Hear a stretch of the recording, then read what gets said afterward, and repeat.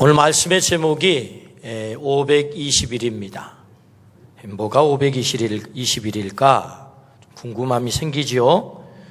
5월 21일을 말합니다.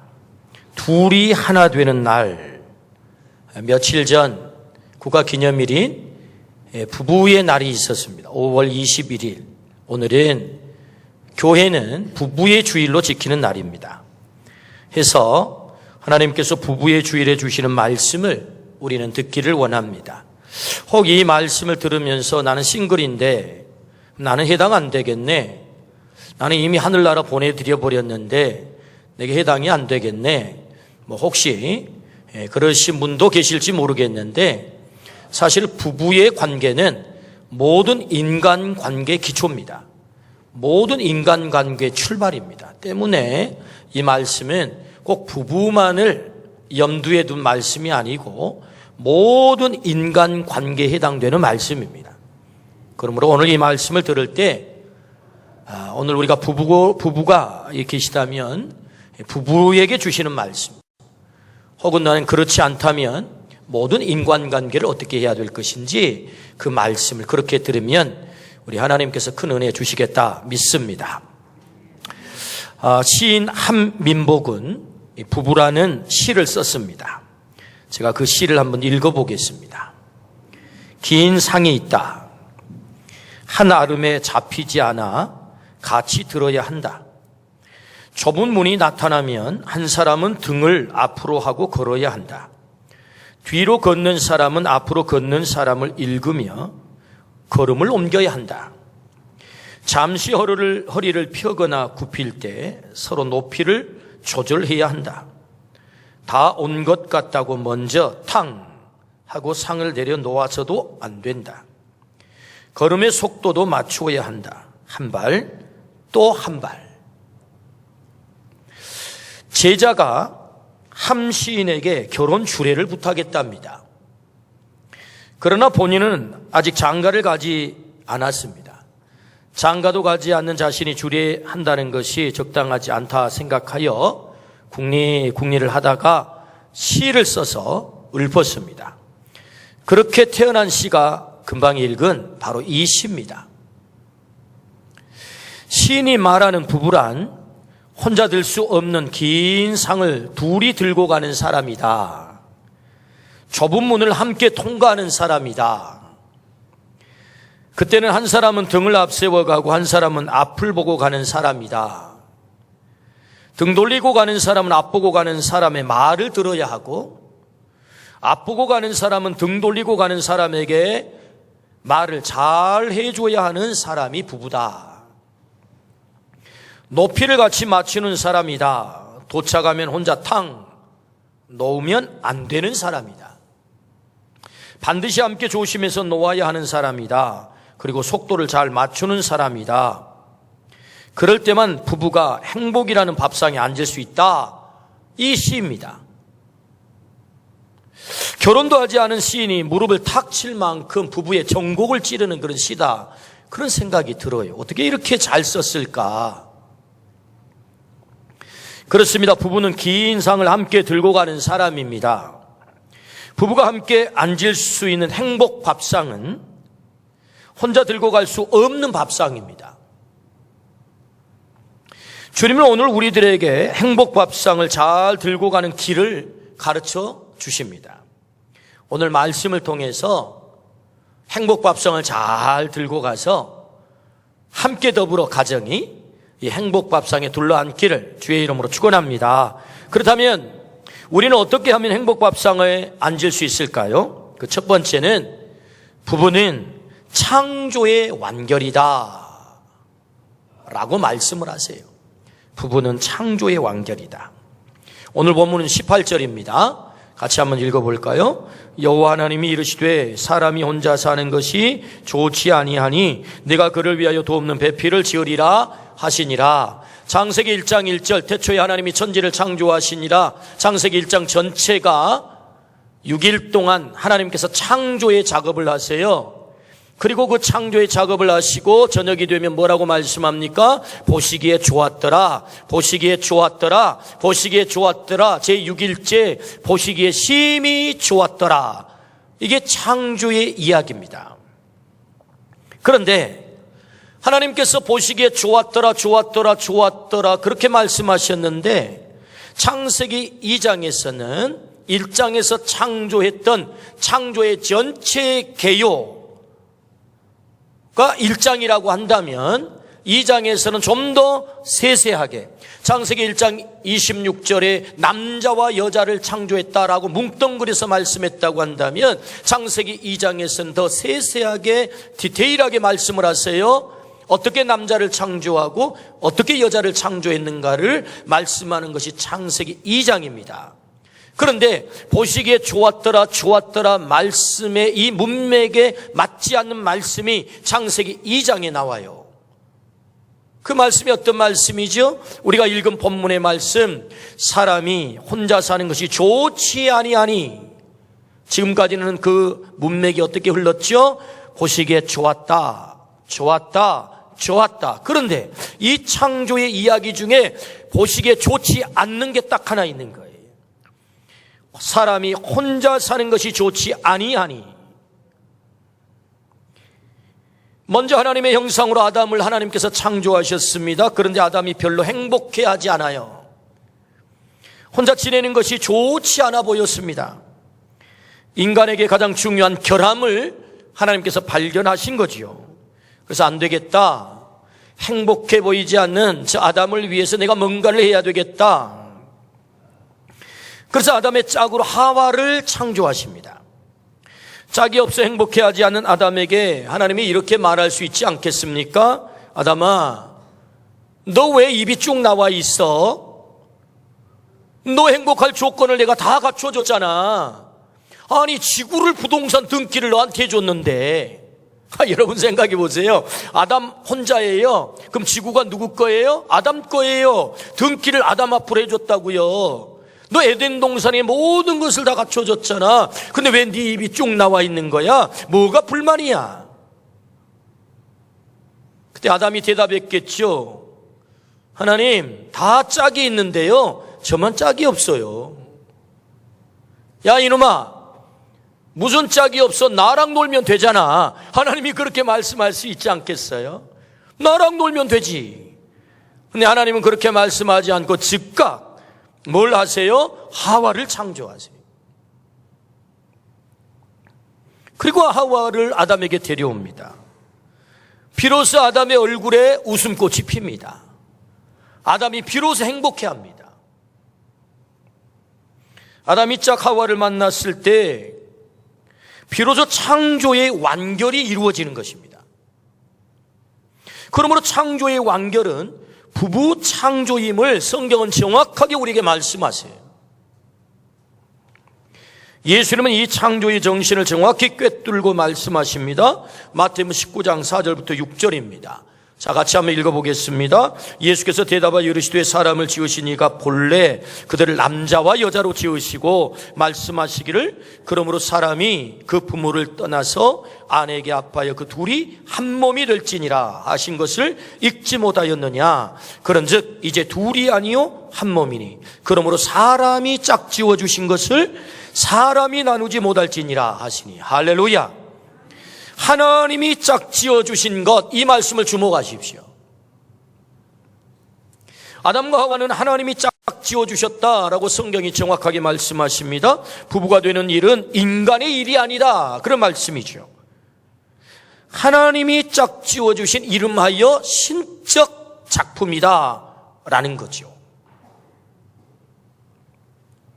부부는 창조의 완결로서 신적 작품임을 성경은 정확하게 말씀합니다. 그 사람을 나의 남편으로, 그 사람을 나의 아내로 만나게 하심은 하나님의 창조의 영역에 속한 부분임을 성경은 선언하고 있습니다. 왜 우리가 부부로 살면서 괴로워합니까? 내 선택이 실패한 것 아닌가? 만나서 안 될 사람 내가 만나서 살고 있는 것 아닌가? 내 짝이 아닌데 억지로 맞추며 살아서 힘든 것 아닌가? 라는 생각이 우리를 괴롭히죠. 성경은 우리에게 분명하게 가르쳐 주십니다. 부부로 만나 사는 것은 하나님의 작품으로서 하나님이 실수하지 않은 거라고 말씀하세요. 아멘. 하나님이 실수한 게 아니에요. 하나님이 그 사람을 내게 보내주시고 나를 그 사람에게 보내주셨다라는 말씀이죠. 하나님이 부부로 살게 하신 것입니다. 그러므로 부부는 창조의 완결입니다. 부부로 사는 것은 하나님의 창조하심에 순종하는 거예요. 남편과 아내로 사는 것은 하나님의 창조하심에 순종하는 거다. 여기서 출발해야 우리는 행복 밥상에 앉을 수 있습니다.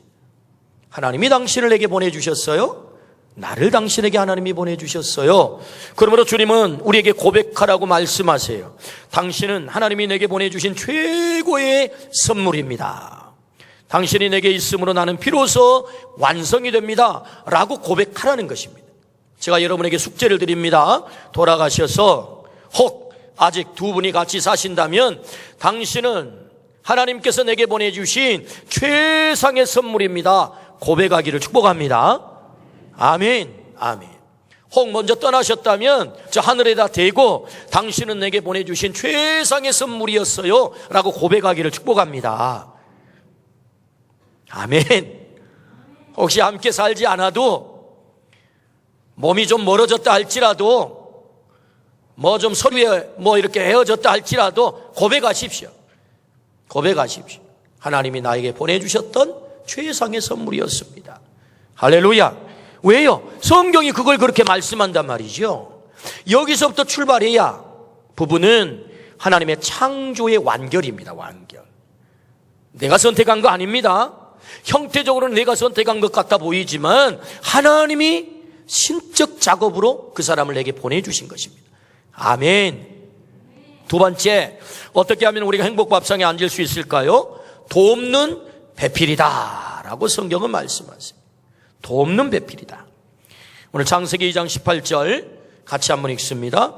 여호와 하나님이 이르시되 사람이 혼자 사는 것이 좋지 아니하니 내가 그를 위하여 돕는 배필을 지으리라 하시니라. 아멘. 여기 내가 그를 위하여 돕는 배필을 지으리라. 돕는 배필, 에체르 네게드라고 합니다. 히브리 말로. 뜻은 조력자, 반려자, 돕는 자라는 뜻입니다. 부부를 창조하신 목적이 분명합니다. 돕는 배필입니다. 누구를 위한 돕는 배필입니까? 오늘 성경에 보니까 그를 위하여라고 말씀합니다. 여러분 이 말씀을 오해하면 안 됩니다. 아담을 위하여 하와를 창조하셨구나. 그러므로 하와는 아담에게 종속되어 아담의 필요를 채우는 존재이구나 라고 읽으면 안 되고, 그를 위하여 라고 읽었다면 그녀를 위하여로도 읽어야 되는 말씀이에요. 이 말씀. 그러니까 하와가 아담에게 종속된 존재가 아닙니다.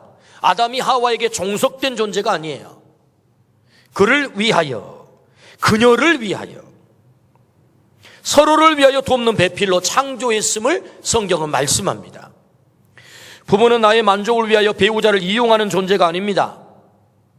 이 남자가 내 남편이 되면 돈 벌어다 주고 안전하게 지켜주고 무거운 거 들어주고 손가락에 물 한 방울도 안 튀기게 해주겠구나, 내 인생 꽃길만 걷게 해주겠구나, 그래서 결혼해야지 라고 사람들은 결혼합니다.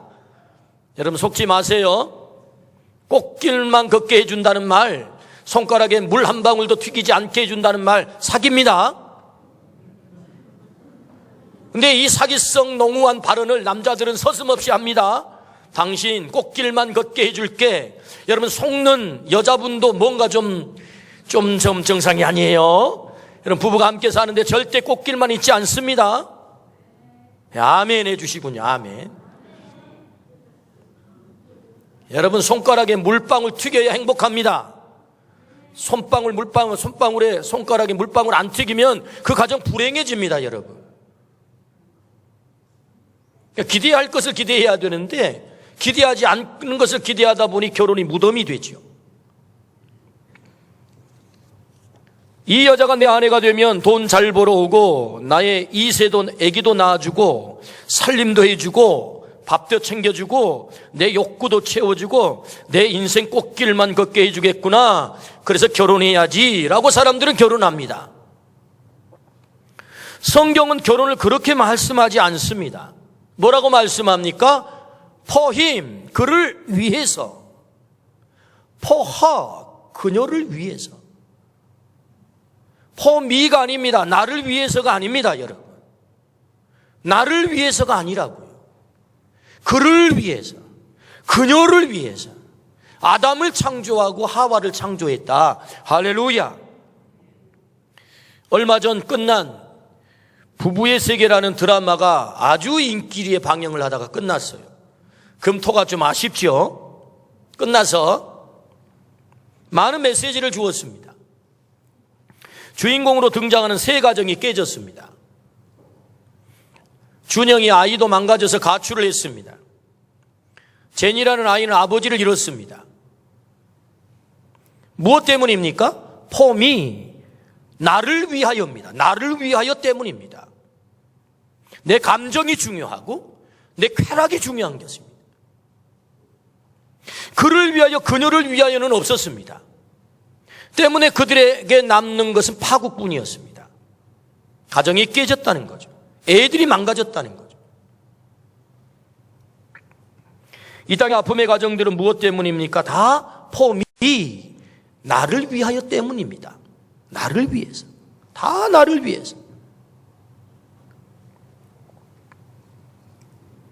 하나님은 부부를 for me, 나를 위하여로 창조하지 않았습니다. 그를 위하여, 그녀를 위하여 창조했습니다. 아내를 위하여, 남편을 위하여 창조한 거지요. 남편을 위하여 아내를 창조하고 아내를 위하여 남편을 창조한 거지 나를 위해서 창조한 게 아닙니다. 그의 만족을 위하여 내가 쓰임받을 때 우리는 행복한 밥상에 앉을 수 있는 거예요. 그를 위하여 내가 쓰임받을 때. 행복한 밥상은 그를 위하여 내가 쓰임받을 때임을 여러분 기억하시기를 주의 이름으로 축원합니다. 내가 쓰임받는 것이다. 그렇다면 우리가 그를 위하여, 그녀를 위하여 돕는 배필 에제르 네게드로 지음받았다면, 그렇다면 우리가 돕는 배필로 어떻게 살아야 됩니까? 첫 번째는 있는 그대로를 받아들이십시오. 하나님은 하와를 창조하여 아담에게 데려왔습니다. 아담의 반응을 보십시오. 아담이 이르되 23절입니다. 2장 23절. 아담이 이르되 이는 내 뼈 중에 뼈요 살 중에 살이라. 이것을 남자에게 취하였은즉 여자라 부르리라. 하와를 하나님께서 딴 하고 데려온 거예요. 보자마자 아담의 입에서 이는 내 뼈 중에 뼈요 살 중에 살이라. 하나님, 왜 눈이 요 모양으로 생겼어요? 하나님, 왜 이렇게 키가 요 모양으로 생겼어요? 그렇게 말하지 않습니다. 이는 내 뼈 중에 뼈요 살 중에 살이다. 하나님 보내주신 그대로 받아들인 것입니다. 할렐루야. 그것이 돕는 배필로 사는 것입니다. 우리를 가장 불행하게 만드는 것이 무엇입니까? 타인과 비교하는 거죠. 교육 방법 가운데 가장 좋지 않는 교육 방법이 뭡니까? 야, 이웃집 아이는 100점 맞아 왔대. 너는 90점이 뭐야? 비교하는 거죠. 타인과 비교하는 것, 우리를 가장 불행하게 만드는 것입니다. 한 왕비가 살았습니다. 그에게는 행복할 모든 조건이 갖추어져 있었습니다. 그에게는 모든 것을 대답해주는 마법 거울이 하나 있었습니다. 왕비는 늘 묻습니다. 거울아 거울아, 누가 세상에서 가장 이쁘니? 많이 들어본 얘기죠? 사실 묻지 않아도 왕비는 너무나도 예뻤습니다. 그래서 왕비로 발탁이 된 거죠. 그런데 어느 날 거울이 왕비님이요 라고 대답을 해야 되는데 백설공주요 라고 대답을 하는 거예요. 이 대답을 듣는 순간 왕비의 행복은 다 사라집니다. 지옥이 시작됐지요. 백설공주를 죽이기 위해서 이 왕비는 미쳐가는 것입니다. 그러나 왕비는 백설공주를 죽이지 못하고 오히려 이웃나라 왕자와 결혼하는 그 결혼식장, 백설공주가 결혼한 그 결혼식장에서 시뻘겋게 달구어진 쇠 신발을 신고 팔딱팔딱 뛰다 이 왕비가 죽는 것입니다. 여러분, 메시지가 무엇입니까? 비교의 파괴성인 거죠. 비교의 파괴성. 있는 그대로를 받아들이지 않는 것입니다.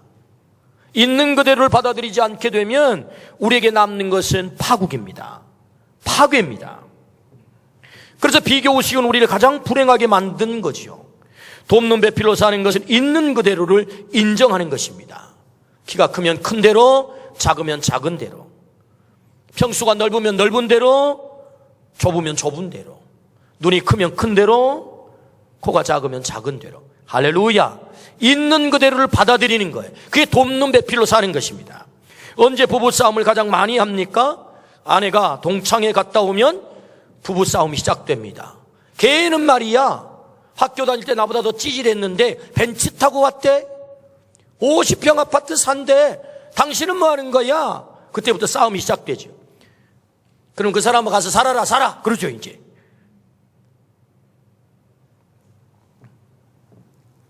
비교하면 싸움이 시작되죠. 있는 그대로를 받아들이는 것입니다. 남편은 159cm 키가, 아내는 170cm. 이런 부부가 있어요. 이 여집사님이 대단히 외향적이고 화통해서 웬만한 질문에는 상처를 안 받아 제가 짓궂은 질문을 했어요. 집사님, 왜요, 목사님? 연애해서 결혼했다면서요? 맞아요. 우리 연애해서 결혼했어요. 근데 집사님, 그 연애할 때, 또 부부로 살 때, 그 남편 키가 좀 문제 안 됐어요? 라는 짓궂은 질문을 제가 던졌어요. 그랬더니 여러분, 토끼 눈을 뜨고 이 여집사님이 저에게 뭐라고 대답한 줄 아세요? 목사님, 저는요, 지금까지 살아오면서 내 남편의 키가 한 번도 문제된 적이 없었어요. 할렐루야. 별로 키가 다 크셔서 그런지 감동이 안 되시네요. 159cm, 여자 키가 170cm면 분명히 여러분 키 차이가 많이 나잖아요. 이게 좀 뒤집어져야 좀 약간 더 어울리지 않을까요? 그런데 내 남편의 키가 한 번도 문제된 적이 없어요. 그리고 저에게 한마디를 더 붙였어요. 뭐라고 한 줄 아세요? 목사님, 우리 나집사님 겁나게 멋지죠? 하고 말이에요. 있는 그대로를 받아들이는 거죠. 내 입맛대로 바꾸려고 하지 마십시오. 인정하고 받아들이십시오. 그분, 내 남편의 나이가 50이 넘었다면, 내 아내의 나이가 60이 넘었다면 이제 바꾸려고 하지 마세요. 그냥 사세요. 그냥 받아들이고 인정하고 사세요. 30년 동안 양말을 그냥 또르르 말아서 던졌다고요? 그냥 봐주세요, 좀. 제발 남자분들 또르르 말아서 던지지 마시고. 그러나 내 입맛대로 바꾸려고 하지 마세요. 있는 그대로를 인정하는 것입니다. 왜 당신은 김태희 같지 않느냐고 말하지 마세요. 김태희랑 살려면 여러분 정지훈이가 돼야 됩니다. 우리는 연세 드신 분은 잘 모를지 모르겠지만 여러분이 B가 돼야 김태희랑 사는지 아무나 김태희랑 사는 것입니까? 당신은 왜 차인표 같지 않냐고. 왜 여러분이 시네라가 돼야 됩니다. 있는 그대로를 받아들여야 합니다. 그게 돕는 배필로 사는 거죠. 두 번째는요, 돕는 배필로 산다는 것은 부족함을 채우는 것입니다. 부족함을 채우는 것이다. 하나님은 남자와 여자를 다르게 창조하셨습니다. 신체가 달라요. 더 잘하는 것이 다릅니다. 생각이 다릅니다.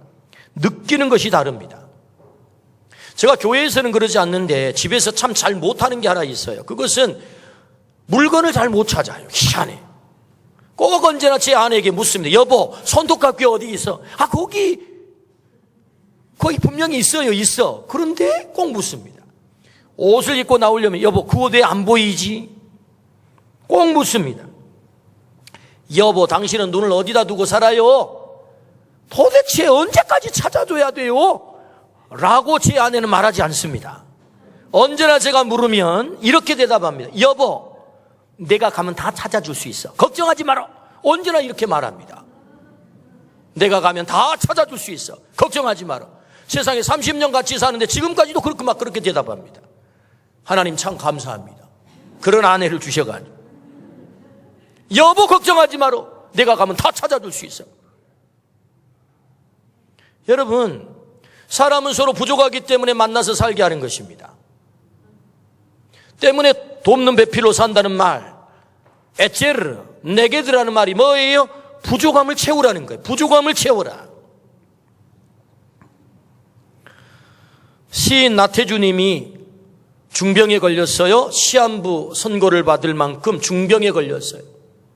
자신을 간호하는 아내가 너무너무 안쓰러워서 너무 그러지 마시오요 하나님이라고 하는 시를 썼습니다. 제가 그 시를 한번 읽어보겠습니다.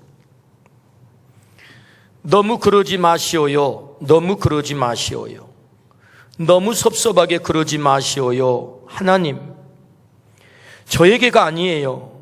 저의 아내 되는 여자에게 그렇게 하지 말아달라는 말씀이에요. 이 여자는 젊어서부터 병과 함께 약과 함께 산 여자예요. 세상에 대한 꿈도 없고 그 어떤 사람보다도 죄를 안 만든 여자예요. 신발장에 구두도 많지 않은 여자고요. 한 남자 아내로서 그림자로 살았고요.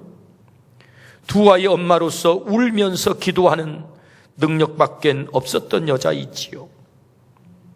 자기의 이름으로 꽃밭 한 평, 채전밭 한 떼기 가지지 않는 여자예요. 남편 되는 사람이 운전조차 할 줄 모르고 쑥맥이라서 언제나 버스만 타고 다닌 여자예요. 너무 그러지 마시오요. 가난한 자의 기도를 들어주신 하나님, 저희 아내 되는 사람에게 너무 섭섭하게 하지 마시오요. 시인 나태주님이 아내를 생각하면서 병상에서 이런 시를 썼어요. 이 시에 아내 되신 분이 답시를 썼습니다. 답시. 남편의 병상 밑에서 잠을 청하며 사랑의 낮은 자리를 깨우쳐 주신 하나님, 이제는 저희를 다시는 아프게 하지 마시오요. 우리가 모르는 우리의 죄로 한 번의 고통이 더 남아있다면, 그게 피할 수 없는 우리의 것이라면 이제는 제가 병상에 누울게요. 하나님, 저 남자는 젊어서부터 분필과 함께 몽당 연필과 함께 산 시골 초등학교 선생님이었어요. 시에 대한 꿈 하나만으로 염소와 노을과 풀꽃만 욕심내온 남자예요. 시 외의 것으로는 화를 내지 않는 사람이에요. 책꽂이에 경영이니 주식이니 돈 버는 책은 하나도 없는 남자고요. 제일 아끼는 거라고는 제자가 선물한 만년필과 그간 받은 편지들과 외갓집에 대한 추억뿐이에요. 한 여자 남편으로 토방처럼 배고프게 살아왔고 두 아이 아빠로서 우는 모습 숨기는 능력밖에 없었던 남자지요. 공주 금강의 아름다운 물결과 금악동 뒷산의 푸른 그늘만이 재산인 사람이에요. 운전조차 할 줄 몰라 언제나 버스만 타고 다닌 남자예요. 승용차라도 얻어 탄 날이면 꼭 그 사람 큰 덕 봤다고 먼 산 보던 사람이에요. 하나님, 저의 남편 나태주 시인에게 너무 섭섭하게 하지 마시오요. 좀만 시간을 더 주시면 아름다운 시로 당신 사랑을 꼭 갚을 사람이에요. 시가 눈물나게 아름답습니다. 서로를 얼마나 사랑하는지 금방 느껴지는 시이죠. 남편이 또 아파야 된다면 저를 눕게 해주세요. 저를 아프게 해주세요. 돕는 배필로 산다는 것이 무엇입니까? 서로 부족함을 채워주는 거죠. 서로 부족함을 채워줄 때 우리는 행복한 밥상에 앉을 수 있습니다. 여러분, 부족함을 채워주는, 그래서 행복한 밥상에 앉기를 주의 이름으로 축원합니다. 세 번째는요, 돕는 배필로 산다는 것이 무엇입니까? 존중하라입니다. 존중하라. 부부에게 꼭 필요한 것은 사랑입니다. 사랑은 영어로 love라고 하죠. LOVE. 이 단어의 한 글자 한 글자를 따서 사랑에 대해 설명하는 글이 있습니다. 먼저 세 번째 글자인 V입니다. 사랑은 상대방을 value, 가치 있게 대하고 가치 있게 만드는 것입니다. value, V, value. 존중하는 것이지요. 왜 존중해야 됩니까? 하나님이 그를 내게 보내주셨기 때문에. 우리가 하나님을 존중하잖아요. 하나님이 보내주셨으니 존중하는 거죠. 모든 인간관계 시작은 상대방을 존중하는 데서부터 출발합니다. 그래야 친구도 되고 부부관계도 존속됩니다. 남편은 아내를 귀히 여기고 존중해야 합니다. 아내 역시 남편의 마음을 읽고 존중해야 합니다. 존중이 없으면 사랑이 시작될 수 없는 까닭입니다. 하나님이 보내주신 최상의 선물이니 존중하는 것이지요. 가장 기분 나쁠 때가 언제입니까? 무시하는 것입니다. 존중하지 않는 것입니다. 아담은 하와를 향해 이는 내 뼈 중에 뼈요 살 중에 살이라 최상의 존재로 고백했습니다. 결혼을 앞에 둔 예비 부부들을 불러 제 방에 2시간씩 결혼 특강을 반드시 합니다. 여러분의 자녀가 결혼을 앞에 두고 있다면 반드시 저에게 결혼 특강을 받고, 제가 주례를 하든 하지 않든 그래서 결혼을 시키십시오. 오늘 여기 젊은이도 마찬가지. 결혼이 무엇인지 성경의 기준을 모른 채 우리는 결혼합니다. 때문에 자기 방식대로 사는 거죠. 그러다 보니 갈등이 일어납니다. 해결점이 일어나지 않지요. 여러분, 오늘 돕는 배필로 산다는 것은 뭐냐? 존중하는 것입니다. 저는 예비 부부들에게 꼭 결혼 특강을 하면서 빼놓지 않고 있는 말이 있는데, 그것은 경어를 쓰라는 것입니다. 경어를 써라. 부부가 결혼을 해서 부부가 되는 순간부터 경어를 써라. 말을 함부로 하지 말고, 말을 내려서 하지 말고, 하대하지 말고. 오빠 동생 하다 보면 한 사람은 올리고 한 사람은 반말하겠죠. 친구를 지내다 보면 다 반말하겠죠. 그러다 보면 기분 좋을 때는 괜찮은데 기분 나빠질 때 말 한마디가 나를 무시한 말로 들리는 것입니다.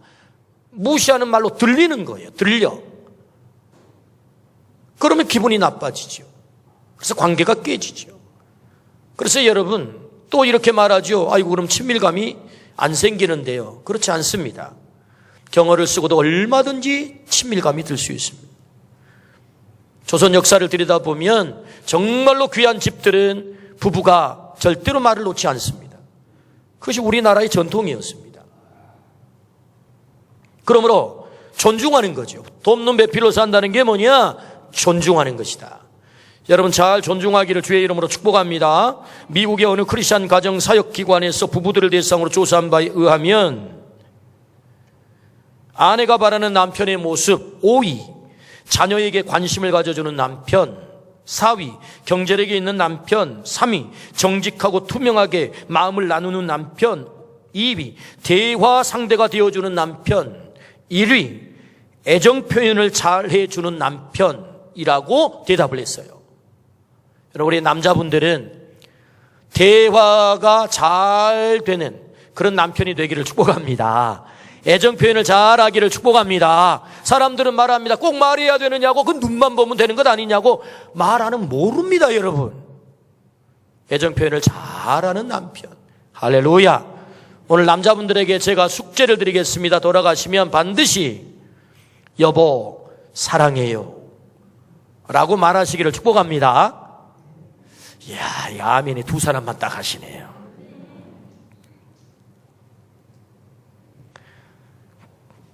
남편이 바라는 아내의 모습은 다음과 같습니다. 5위, 칭찬해주는 아내. 4위, 내조와 집안 살림을 잘하는 아내. 3위, 깨끗하고 매력 있는 아내. 2위, 여가, 취미, 상대가 되어주는 아내. 1위, 좀 발표하기 좀 거시기 합니다만은 그래도 발표를 해야 될 것 같아요. 성적인 만족을 주는 아내. 참 그렇습니다.